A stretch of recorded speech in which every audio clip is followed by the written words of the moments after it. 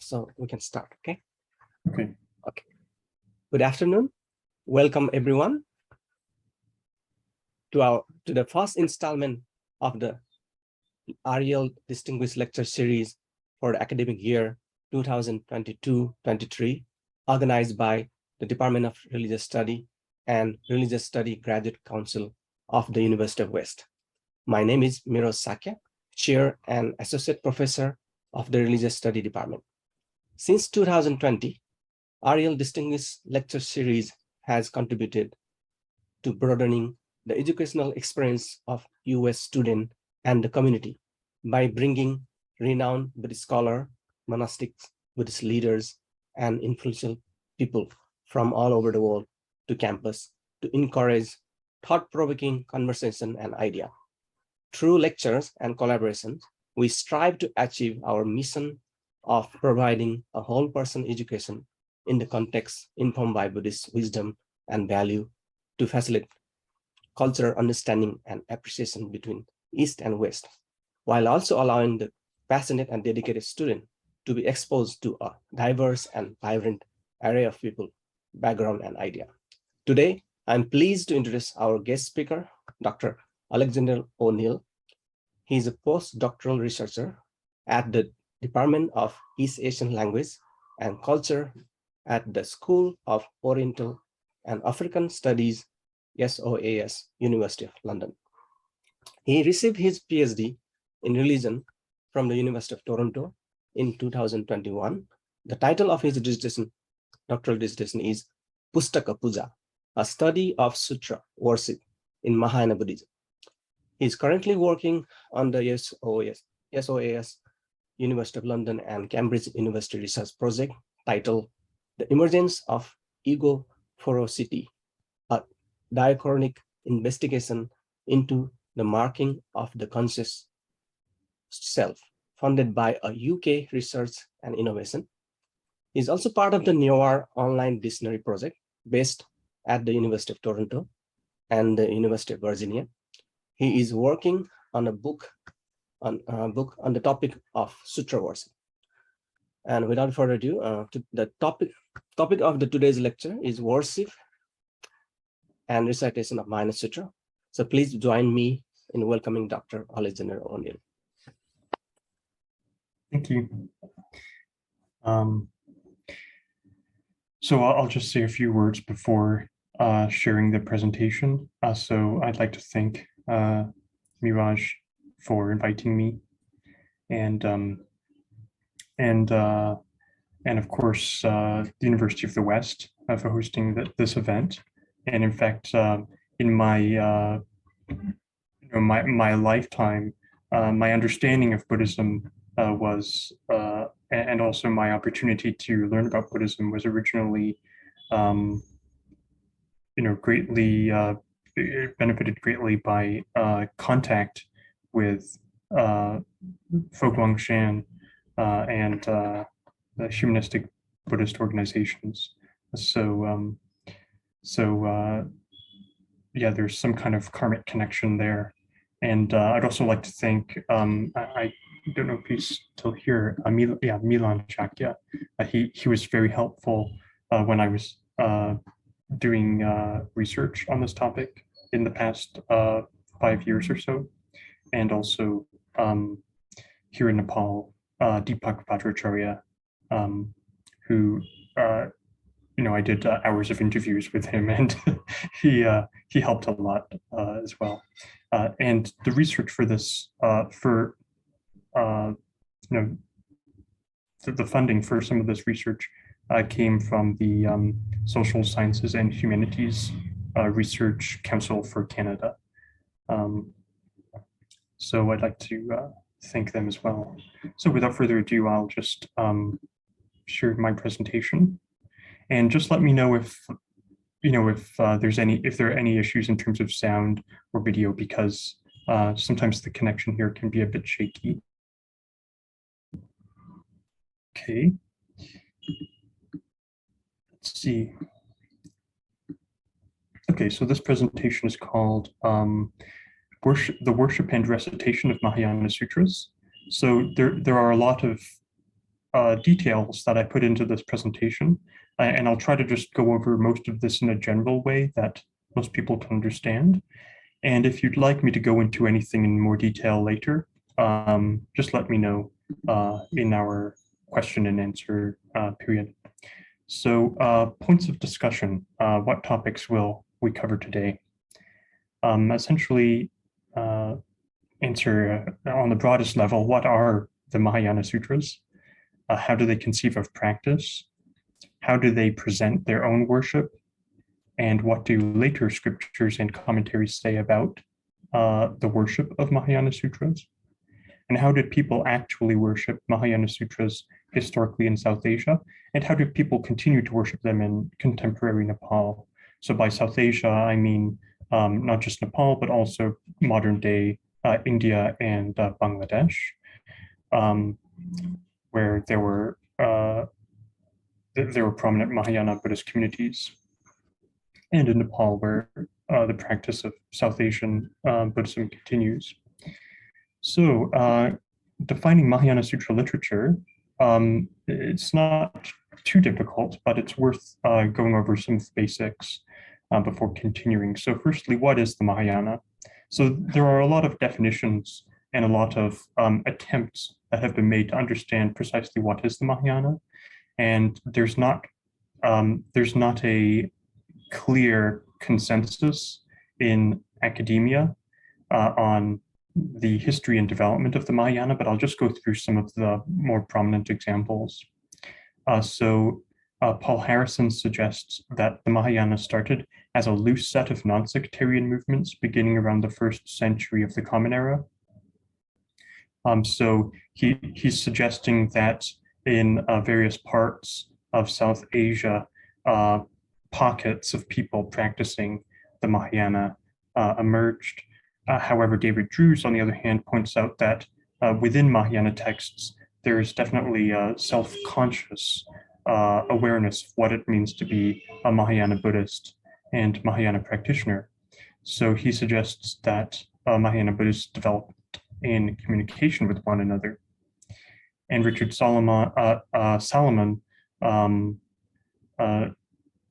showed in the Gandharan case that the Mahayana developed alongside the non-Mahayana in the same monasteries. So you would have a monastery where people were practicing what today we would call, or what Mahayanists would call Sravakayana, or practices aiming at attaining arhatship. And in that same monastery, there would be groups of people also practicing bodhisattva practices, or Mahayana practices. In terms of its form, Richard Gombrich suggested that it first developed in written form, and I've been largely influenced by some of Richard Gombrich's arguments on that. But Jan Nattier suggests rather that there's evidence that some Mahayana sutras first developed in oral form, and actually I think there's a way to balance these two arguments. David Drews points out that in general, Mahayana practice is defined by the goal of trying to attain full Buddhahood and the Bodhisattva path, while not precluding the possibility of arhatship or pratyeka Buddhahood. So what is the traditional Buddhist perspective? So Buddhists in the first millennium would have said that, well, the Mahayana Sutras were, of course, spoken by the Buddha, memorized by Ananda, and transmitted secretly by Vajrapani, or deposited in the Naga Palace until the conditions were ripe for their re-release around Nagarjuna's time. So what are the Mahayana Sutras? So there's a few different ways in which we can identify what sutra is a Mahayana Sutra. The first is self-identification. So many of the prominent Mahayana Sutras, especially the Vaipulya, the longer Mahayana Sutras, have self-referential inclusion of the term Mahayana. So they will be discussing what is the Mahayana within the body of their text, and sometimes in the titles, something Mahayana Sutra. In terms of goal, and orientation, there's an emphasis on the attainment of Buddhahood or the Bodhisattva path, in contradistinction to the attainment of arhatship or cessation at the end of this life. And there's a doctrinal emphasis on shunyata and tatata. So this is emptiness and suchness. So an example of this would be the Prajnaparamita texts. And there's also a presentation of a view of the world as a misapprehension due to adventitious stains on pure consciousness. And that's, for example, something that the Lankavatara Sutra suggests. And the Adikarma Sutra literature suggests that there's an equation between the true body of the Buddha, the Dharmakaya, and suchness, tatata, and also emptiness. And that this is something which is always present, but because of adventitious stains on one's consciousness, one doesn't notice this. One doesn't have awareness of suchness. And then there's also this doctrine of provisional teachings in distinction to conditional, in distinction to ultimate teachings, and also the idea of conditional manifestations in distinction to the true form of the Buddha, for example. So the distinction between provisional teachings and ultimate teachings means that in certain circumstances, the Mahayana Sutras suggest that the Buddha says certain words, certain teachings to suit the inclinations of beings' minds. So to certain beings, the Buddha is suited to manifesting in such a form that he teaches the Vajrayana teachings. In certain circumstances, he manifests in such a form that he teaches the Mahayana teachings. In certain circumstances, he manifests as a Buddha. In other circumstances, he appears as a monk, as a nun, etc. So these are some of the features of Mahayana Sutras. And within the genre of Mahayana Sutras, the Prajnaparamita or Prajnaparamita is a subgenre because it has a distinct set of themes, styles, and doctrines. And there are two branches identified by Conceive. The first one is what many people would say the Ashtasahasrika is the root of the first branch, and that there are longer versions of the Prajnaparamita Sutras, such as the Shatasahasrika, the Perfection of Wisdom in 100,000 shlokas, lines. And Jan Nattier suggests that material was gradually added to these over time. So there are some theories that the Ashtasahasrika, for example, or parts of it, were a original core and that this was expanded on. The traditional view represented by Haribhadra was the opposite, that the original version of the Prajnaparamita was the Shatasahasrika, and that the shorter versions were made for people who had shorter attention spans or who delighted in titles and section headings. And then the second branch are original texts on the same theme, such as the Diamond Sutra, Vajrayana, and also the Prajnaparamita Dharani literature. Let's see if there's, okay, so how do the Mahayana Sutras conceive of practice in terms of bodhisattva conduct? So maybe before introducing the Mahayana version of bodhisattva conduct, what is the non-Mahayana conception? So in the great treatise on the perfection of wisdom, there is some discussion about what characterizes the non-Mahayana approach to the bodhisattva path. And so these are things that Shravakayana texts, Nikaya and Agama texts, when they're discussing the bodhisattva path, and Mahayana texts, when they're discussing the Bodhisattva path, have in common. So they both have these in common. So firstly, a prediction is necessary. So for example, Shakyamuni Buddha in his previous existence is said to have received a prediction of his Buddhahood from Dipankara. So all Bodhisattvas need to have this prediction of their Buddhahood. And in order to produce the 32 marks that characterize a Buddha's body, they're supposed to perform meritorious actions which correspond to those marks. And so for Shakyamuni, it's said to have taken 91 kalpas to complete and perfect all those marks, and perfecting the 6 paramitas, or 10 paramitas, depending on the scheme. So for example, King Shibi, the story of King Shibi, which you might know, or Vishvantara, and this picture on the left is an illustration of the King Shibi Jataka, where he gives up his flesh to Indra in the form of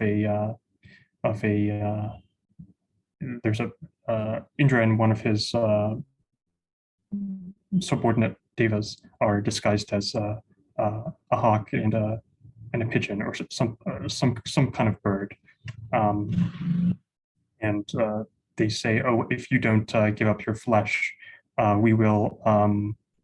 The hawk will eat the small bird.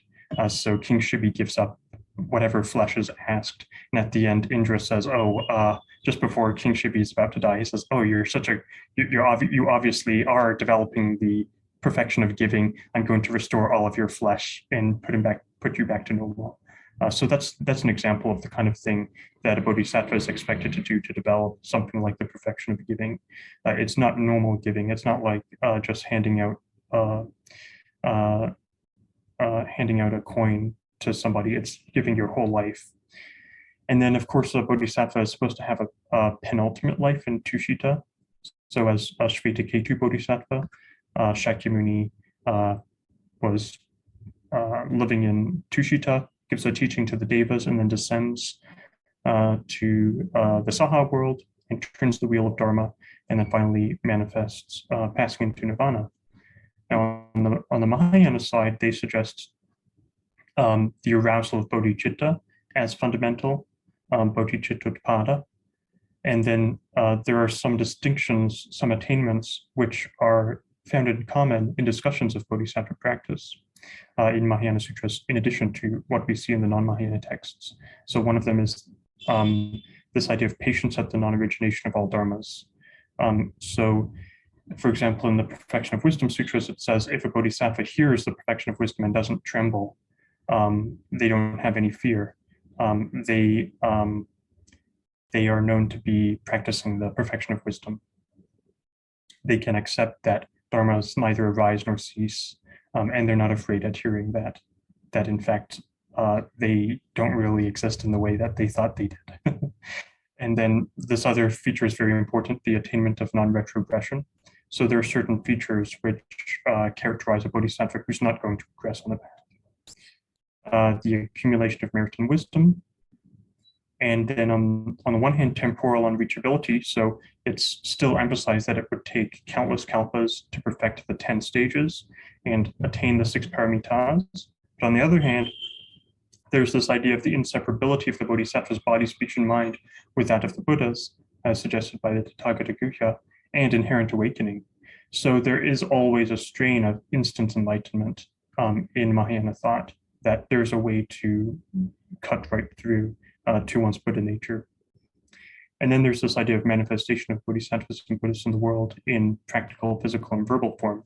So for example, in the Manjushriya Mulakalpa, it suggests that bodhisattvas, they take on the form of speech, of words, in order to manifest in the world and help beings. So they take on the form of dharanis, vidyas, mantras. And this is informed in the first place by self-referential instructions to worship. So for example, the Prajnaparamita Sutra, the Ashtasasrika itself identifies itself as the Dharmakaya, as the Dharma body, and as mantra, as a mantra or a vidya, sacred speech, sacred utterance, so that the words of the sutra themselves are the body, the true body of the Buddha. So you can manifest the true body of the Buddha in the world in the form of sacred speech, such as mantras or dharanis. And the Manjushriya Mulakalpa suggests that this is done out of compassion, that bodhisattvas manifest in these forms. When they manifest in female form, they're usually referred to as vidya. So we have, for example, the Vidya Devis include, for example, the Pancharaksha Devis, the 5 protectors, goddesses, and of course, Pragya Paramita in Devi form, in goddess form, the perfection of wisdom in goddess form. So how do Mahayana Sutras present their own worship? Well, here are some illustrations. This is from the Orissa State Museum. This is the base of a stele which illustrates devotees worshiping a manuscript. And here you can see some ritual items. We have some lamps and other goods. And here's another relief of what appears to be a monk offering a manuscript, Dharmadana. So how do the Mahayana Sutras present this kind of worship, if indeed Mahayana Sutras were worshipped? And firstly, why were they worshipped? So going back to that previous point I made, that it's conceived of as, the sutras are conceived of as being the embodiment of bodhisattvas and Buddhas in the world in physical form. It becomes important to honor them in the same way you would honor a Buddha image or a Chaitya, because that becomes the true body of the Buddha. And it's also portable. You can take it anywhere, whereas a Chaitya is stuck in one place. So there are a number of types of injunctions. So injunctions are kind of instructions to suggest that you do something. So what type of injunctions are there in, for example, the Ashtasahasrika? So actions involving the idealized subject in relation to the sutra involves, for example, the sutra saying the son of good family or daughter of good family, or the ideal monk or nun will take up, bear, recite, study, and spread this sutra to others, and that the merit of doing that would be greater than a creating a 7-jeweled Tathagata Dhatu Garbha Stupa, or filling the entire Trikiliocosm with 7-jeweled Tathagata Dhatu Garbha Stupas and offering it to all the Buddhas. And then actions involving teaching the sutra to others involves precisely that. So saying the son of good family or daughter of good family should teach, should recite, should explain in detail to others this sutra. Worshipping the spot of earth on which the sutra is placed is kind of going back to that theme that I mentioned with Chaitya worship. So while Buddhists, of course, Mahayana Buddhists, of course, continue to worship Chaityas, the Mahayana Sutras identify themselves as the Chaitya Bhutto, the true Chaitya, and the true body of the Tathagata. So, so that means that the spot of earth on which the sutra is placed, it becomes identified as a true Chaitya, and all beings who come there would be protected. So it says, for example, the Ashtasahasrika suggests the son of good family or daughter of good family should in fact worship that spot of earth. And then setting up the sutra for worship with various offerings. There's a ritual scenario that we find in a lot of Mahayana sutras, which suggests, somewhat like in this picture, that the son of good family or daughter of good family should set up for worship the sutra, should offer it incense, lights, lamps, flags, banners, bells, flowers, robes, aromatic powders, ointments and manifold pujas. And that's pretty much what we see in this kind of illustration and what we see in contemporary Nepal to a certain extent. So preserving and protecting the sutra, these are just injunctions about making sure that the sutra is protected. So the son of good family or daughter of good family who would uphold and protect this sutra, preserve it, for example, will accumulate such and such a great amount of merit. Inspecting and inquiring further about the sutra, but then some of the interesting passages include passages related to making the sutra into a book. So even in the earliest Mahayana sutras, we see instructions to turn the sutra into a book, make it into a manuscript, pustaka gata. And in the conclusion of the Ashtasasraka, it suggests, or the Buddha suggests to Ananda, that he should write it well with very distinct letters in a Greek book, and then set it up for worship with the incense, flags, bells, banners, lights, and so forth on all sides, and worship it with manifold pujas. So it's quite clear what kind of worship the Mahayana Sutras suggest.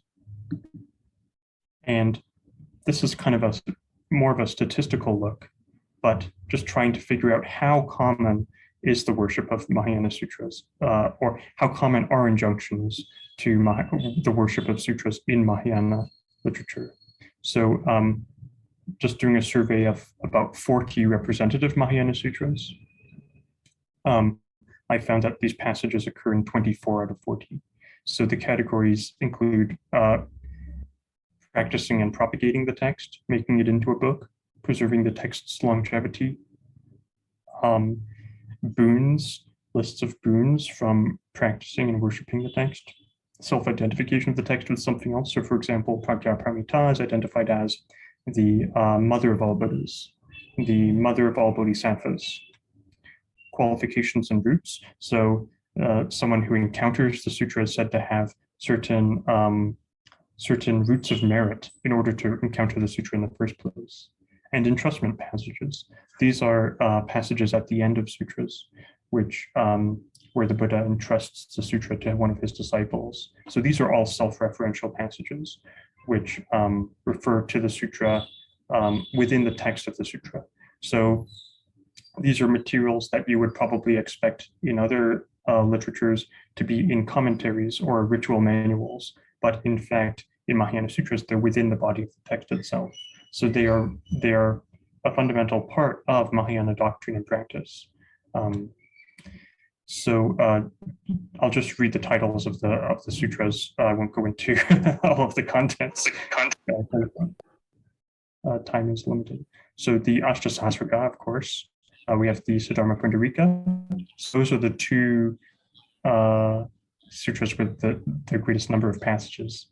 Then the Suvarna Prabhasa, Sangaka, Samadhi Raja, Sarvadattagata Adi Sthana Vyuha, Mahasahasra. Well, anyway, you can read you can read the rest. You can see that this is a very common theme in Mahayana Sutras. There are some interesting ones as well. Aparamitayu or Paramitayas is, you could say, 95% self-referential passages. It's very interesting. And here's the last. So Shutra Sukhavati Vyuha has just a bit. And then within the Ashtasasraka, there's we can have a look at the distribution of these passages within the sutra. And this has some implications for Ur-Sutra theories, I think, because we see a concentration in the first half, particularly in the third Parivarta, the third chapter. And then after the 16th chapter, these really trail off. So this is something that we can discuss later if anyone's interested, but I'll move on because it's not the topic of this discussion. So historic worship of Mahayana Sutras. So how do we know that these instructions were actually followed through in practice? Well, there are a few ways that we can do that. One of them is looking at the reports of pilgrims to India and Nepal. So Fashion reports on daily offerings to Pragya alongside offerings to various bodhisattvas. The Adikarma Sutra prescribes worship in an abbreviated Pragya recitation, and the term used for abbreviated Pragya recitation is interesting because it actually appears to be related to this practice of tendoku, which we see in Japan. So this idea of abbreviating the recitation of long sutras is something which goes back to the first millennium. So the Shatasahasraka Pragya, for example, if you recite it from cover to cover, it's going to take you months to finish. But if you can split it up into sections, then you can have multiple people recite it at the same time, and you can finish in a few hours. Well, that's taken to maybe it's a logical conclusion in Japan, where they just recite the title and depending on the sect, a mantra, and fan the manuscript open and then closed, and that counts as a recitation. So there are lots of abbreviated recitation strategies, and we'll see some from Nepal in a moment. So the Chanda Mahagoshana Tantra suggests the worship of the Pragya Paramita itself. And there are lots of commentarial references saying that bodhisattva practice involves the worship and recitation of Mahayana Sutras. So we see it in the Shiksha Samuchaya Pustakapatopaya, which is it only exists in Tibetan, but it's a kind of a brief manual for the worship of pustakas, worship of manuscripts. Vimala Prabha, commentary on the Tantric commentary, and the Kritrishtinargatana mentions it. So then a bit later than that material, we are looking at Adikarma literature. So Adikarma literature is a literature for essentially trainee or beginner bodhisattvas. So the Adikarma literature often mentions a recitation and worship of the Pragya Paramita and other Mahayana Sutras. So Adikarma Pradipa, for example, suggests that bodhisattvas, Adikarmika bodhisattvas, will recite the Pragya Paramita along with other sutras. So what these other sutras are, it doesn't mention. But there are some sets that we find in other locations. So for example, the Manjushriya Mulakampa has this kind of arrangement of 4 sutras, the Samadhi Raja, Gandhabhyuha, Suvarnabhasa, and Pragya Paramita. And this is like a very small, you could say a very small canon of sutras that they seem to think are not only essential but associated with the 4 directions. And this is used for for example, consecrating a monastery with sutras associated in 4 directions. The Kriya Samuchaya then starts to kind of, whether it builds on that theme or if it's just doing something from scratch, I'm not sure, but they do have a similar Dharma mandala of esoteric tantras, so secret tantras. So here, this is what the Kriya Samuchaya suggests, that in the center, you would place a Yogini Rutura Tantra, followed by the other classes of Tantra. Which specific texts you would use aren't specified, but this is a mandala which is made as a preliminary to Acharya Abhisheka. So it's for esoteric initiation. And then what we find later is a adaptation of the same formula, the same ritual formula, but where we see tantras in the Kriya Samuchaya, later Poshada manuals from Nepal supplement the tantras for exoteric sutras. So that means we start seeing these tantras replaced by sutras, Mahayana sutras. So not secret sutras, they are ones which anybody can read. So this is what we see in contemporary Dharma mandalas. The Pragyaparamita is always in the center. Then the Lankavatara, Lalita Vistara, Lankavatara, Suvarnaprabhasa, Gandhabhyuha, Sudharma Pundarika, Dashabhumika, Tathagata Guhyaka, which is usually supplemented by the Grihya Samaja. And yeah, maybe I should have started Samadhi Raja, of course. So this is what you see in contemporary Poshada practices. For example, if you're doing Ashtami Vrata, this would be something that would be drawn. So contemporary sutra worship and recitation in Nepal, I would say that this is something which is contiguous with the medieval practices and classical practices that we saw in various texts. But there are also some changes. So I'm just going to play a video first so that you get an idea of what this kind of recitation is like. This is a recitation of the Pancharaksha Sutras. It's Pancharaksha Sutra, which has 5 sections. This is just a short clip.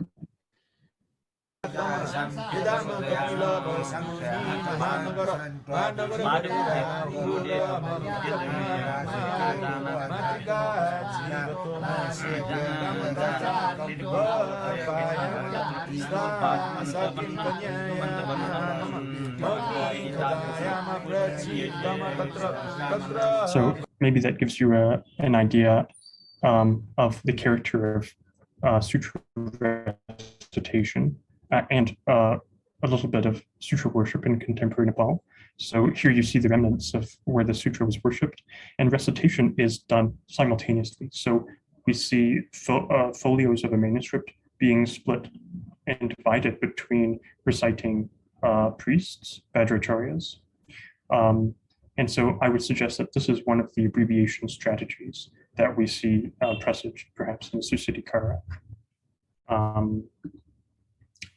And so this practice in Nepal is called Pa Tyakegu, which is a kind of popular rendition of Pata Yakegu, which means to make recitation, to make pata. And pata means, pata means recitation. So Sutra Pata Puja is the worship or the ritual of sutra recitation. So I'm just going to give a brief generalized outline of what happens, and I can show you a bit of a more detailed look in a moment. But just to frame before, Sutra Pata is different in many different temples, many monasteries in Nepal. So however I characterize it, it shouldn't be taken as normative. It's just how it generally might look.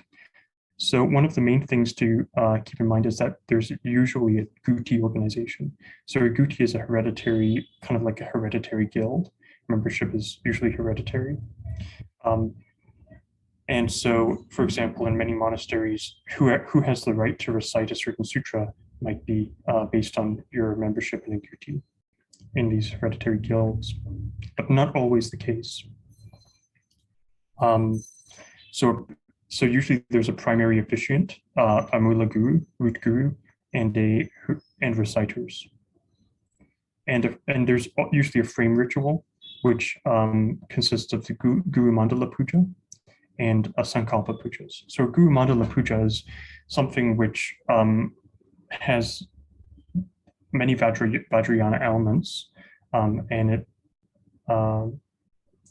it's something which I'm not going to go into so much detail here, but essentially you can't just open a sutra and read it like you would open a book in the library and start reading.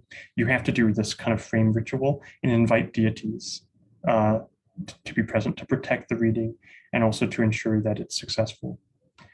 There are also Sankalpa Pujas, and so these involve not only calling various deities to witness, but also making a solemn pledge that as a sponsor, you're going to remain for the puja and that you're going to dedicate the merit to a certain purpose. So you could name certain people that you would like to dedicate the merit to, or some people might have a certain goal in mind. Then the folios are divided, and when recitation is occurring, the sponsor is usually asked to do what's called Chaka Puja, which is worship of various deities in the monastery. And if it's not in a monastery, if it's in a house, usually the sponsor will go to the rooftop, terrace, and worship deities around the city. When recitation is finished, there'll be certain rituals for the dismissal of deities. Stipends, payment will be exchanged, and prasad will be given. So prasad is essentially something that is distributed at the end of pujas. So usually it's there's some fruit, sinha or tika, and sacred thread, either Rakta Sutra, red thread, or Pancha Sutra, a 5-colored thread. And then generally fasting is required until the end of the puja, like with lots of pujas.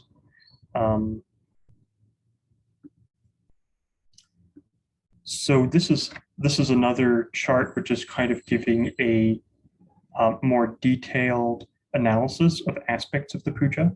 So on the left-hand side, we have parts of the puja, what the purpose is, the deities involved, the ritual implements involved, and any texts or mantras, dharis that are involved.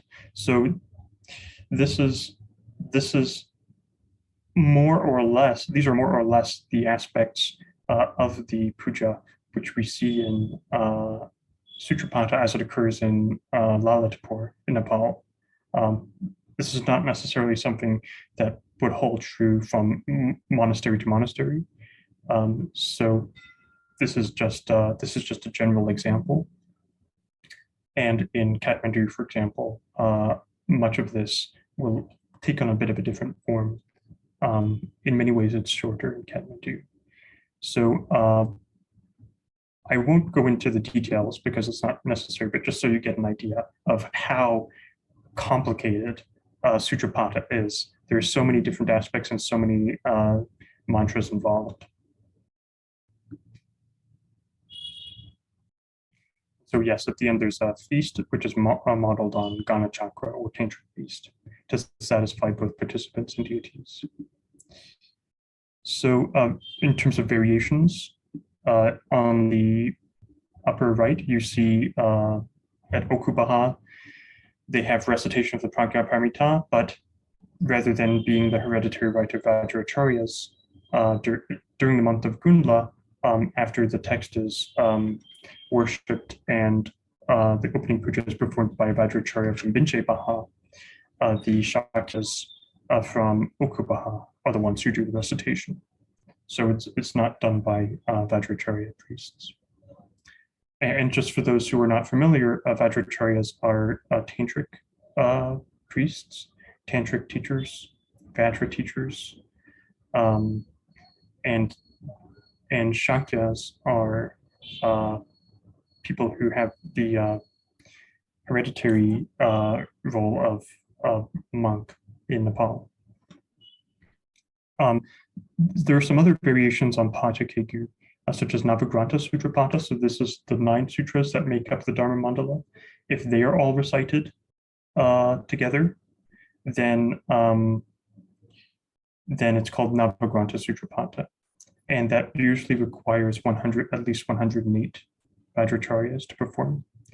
And it only occurs on very rare occasions. It's quite expensive to sponsor such a thing. And similarly with the Shata Sahasraka Prajnaparamita, it requires many, many priests to recite. So it only happens once in a while, but there are occasions when it does happen. This is a example. Let's see if it loads. This is an example of a Navagranta Sutrapata, just so you have an idea of what it looks like.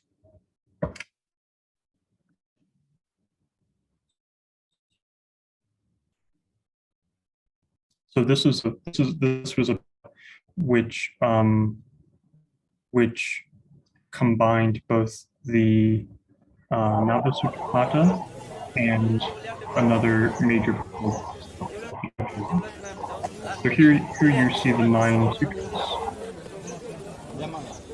This is what it looks like. It's very different from just simple sutra recitation. That's just what it's like when they're being muted. Worship. So they're still in the performing the yoga breath. Here. And let's see if we can see where it's being used.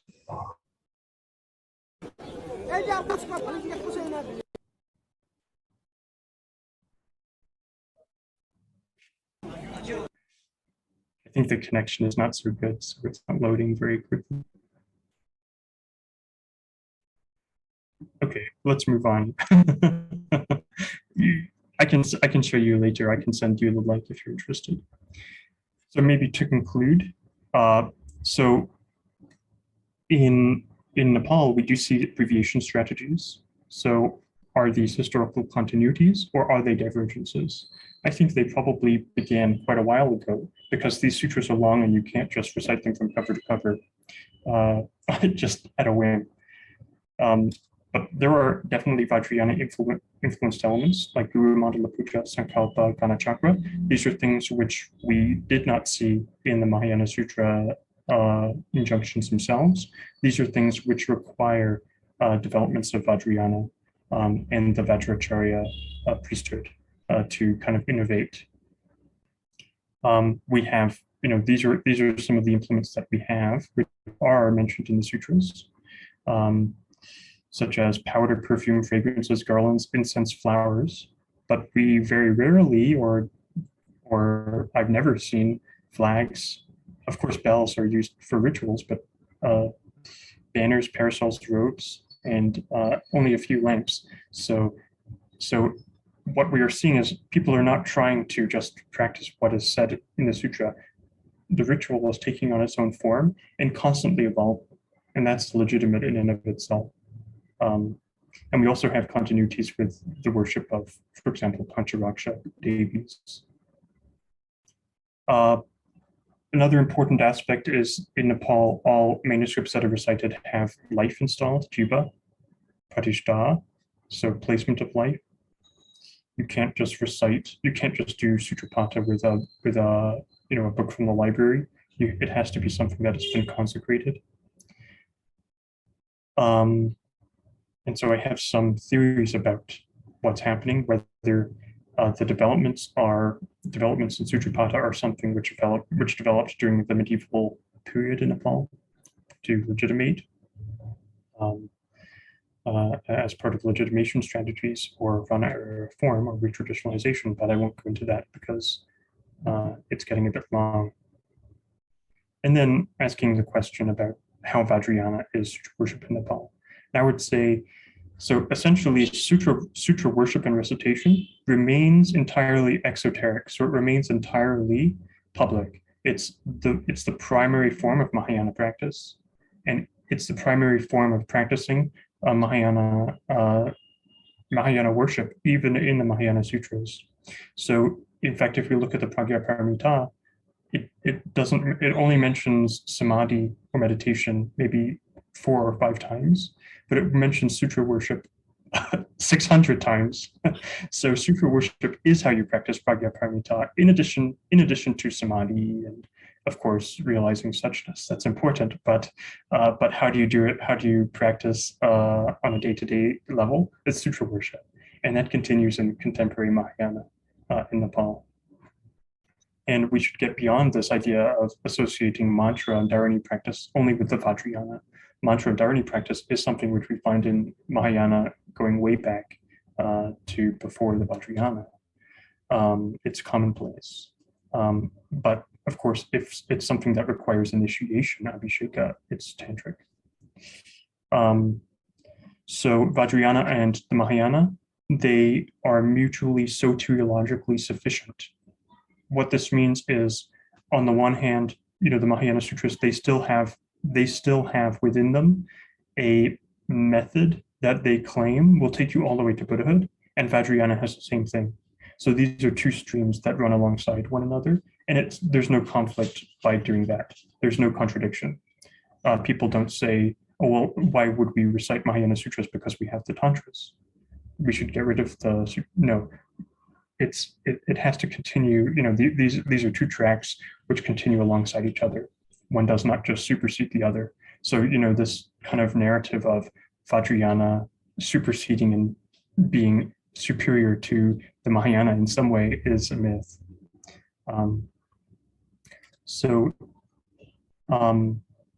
That's in brief the worship of Mahayana Sutras, both historically and in contemporary Nepal. So I hope that wasn't too much of an overload of information, but I'm looking forward to your questions. So I'll stop sharing now. Thank you so much, Alex, for a wonderful talk. You have done so much work on this area. I cannot wait to read your dissertation or the published book in future.